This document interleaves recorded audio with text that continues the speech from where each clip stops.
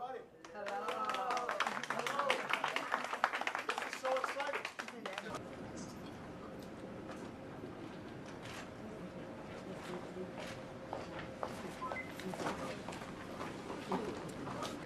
For all of you who have not yet early voted, I just want everybody to see what an incredibly efficient process this was, thanks to the outstanding folks who are at this particular polling place.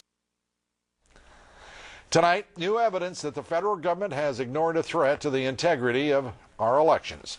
A group of Venezuelan businessmen have bought an American company that supplies electronic voting machines and counts the votes. But your government didn't even review the sale. Who should worry about democracy? Kitty Pilgrim reports.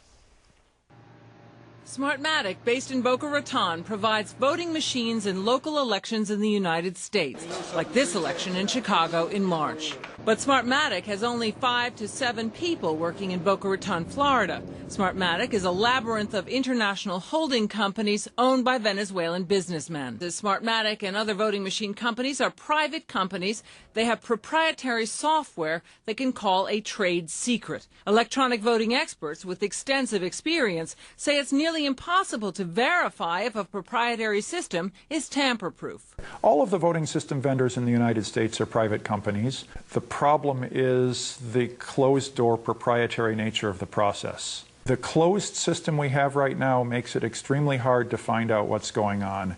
And that means that should a thief get in a position of power, we would never know. Some voter watchdog groups and others in Congress are calling for a full review and say the ownership of all electronic voting companies should be reviewed to determine if it poses a risk to U.S. elections. The U.S. Treasury Department today would not confirm or deny if a so-called CFIUS review is underway on Smartmatic.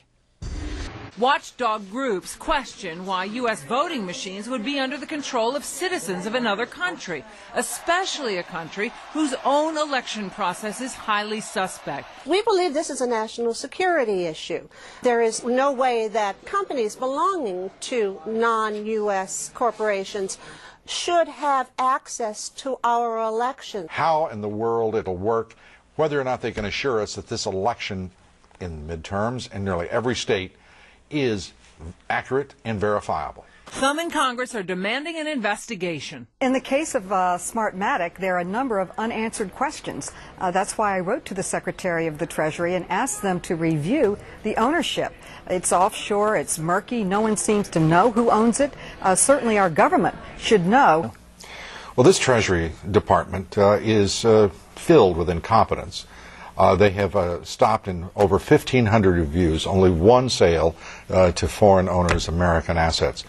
But a voting machine company, critical to this country's election count, and they can't tell you whether or not the Committee on Foreign Investment in the United States reviewed it or not? They have no answer for us. And These are the most arrogant, incompetent, bureaucratic idiots